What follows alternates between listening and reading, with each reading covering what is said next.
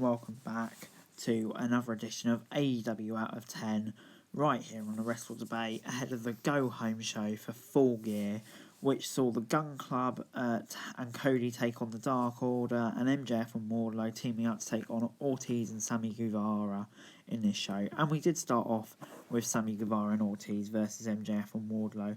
MJF and Ortiz started the match off before Sammy Guevara quickly tagged in and cleared house, taking out both MJF and Wardlow before hitting to the dives. Guevara then got distracted by Matt Hardy, who was at ringside, and Wardlow took him out. MJF capitalised on this and isolated Ortiz in the middle of the ring. He locked in Assault of the Earth, forcing Ortiz to tap out and giving MJF a big victory. I'm going to give this a 6.75, a great match to start the show. MJF was an attack Chris Jericho, who was on commentary before being separated by Jake Hager and Santana before he got a quick interview with Kenny Omega before moving on to Miro versus Trent. Miro took the mic before the match began and started to do his Trent's mother. Chuck Taylor went after Kit Sabian. Back from the break, we saw the Dark Order attack Orange Cassidy at ringside, so it was all going on. But anyway, in the ring, Miro went to finish the AEW match with a big kick, but Trent dodged it and rolled out for a near fall. Trent headed back into the ring before Miro caught him with a kick on the way down, forcing Trent to tap out. I'm going to give this a 6.5 out of 10. Hopefully this is kind of a kickstart for Miro's career. This is a great match to really start him off in AEW, and hopefully he can build on it. Taz was out next, and he was upset that Brian Cage and Ricky Starks weren't on the Full Gear card and was having a go at Tony Khan before he got Private Party versus the Young Bucks. Sammy Guevara sneaked attack Matt Hardy, who was accompanying Private Party for the Young Bucks, are out next. And Matt Jackson had a dodgy ankle from when FTR beat him up a few days ago. Private Party took control of the match early on before the Bucks got control and isolated Mark Quinn. They went for the Meltzer driver multiple times, but every time they failed. Back from the break, Private Party weren't staying down, and Matt Jackson was starting to get frustrated before they eventually went for the Meltzer driver. It hit, and they hit the BTE trigger for the win. After the match, FTR are attacking the Young Bucks and are about to totally destroy Matt Jackson's ankle before Hangman Page and Kenny Omega saved each other. Then they were friends, and they weren't friends, and then they were, and then they weren't. It was just really good. I'm going to give it a 7 out of 10. Eddie Kingston and John Moxley faced off in the ring ahead of their world title fight on Saturday.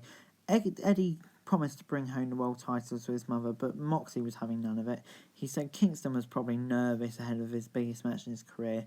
Moxley added that Kingston was scared that he would lose at Full Gear and prove he was not good enough. This was brilliant. The intensity and all of that. You can't believe that either one of these men is going to say I quit on Saturday. Did exactly what it needed to do. 7 out of 10. Bastard Pac then returned to AEW for the first time in multiple months, said he was tired of isolation and he wanted someone to play with before we got onto Nyla Rose v Red Velvet. Nyla Rose dominated Velvet from the moment the bell rang on Dynamite. Red Velvet tried to hit back with a few kicks, but they barely did any damage. She was caught with a Hurricane Rana, but Rose caught her in midair and slammed her into the mat. Instead of pinning her, Rose sent a message to Hikaru Shida using Shida's Patterson running knee strike to finish off Velvet. I'm going to give it a 6.25 out of 10. At least he got some build, but it's done nothing to make me more hyped for this match, if I'm being honest. Then it was main event time already. Cody and the Gun Club versus the Dark Order. Cody was started off the match against Silver, but both men tagged out soon after, tagging in Austin Gunn and 10. We saw a very brisk pace for most of the match, and an impressive performance from Austin, it must be said. After things broke down, fans saw both teams going after each other. Austin Gunn impressed in the fallout as he hit the quick draw for the massive win. The rest of the Dark Order came out and were about to beat them up before Orange Cassidy came out and saved them. Cody took the mic and cut a promo on Darby Allin. I'm going to give it a 6.75 out of 10. Decent match to end Dynamite, and I was really impressed with the Gunn family. All this week, AEW Dynamite gets a 6.75 out of 10 from me. I thought it was a much better show today.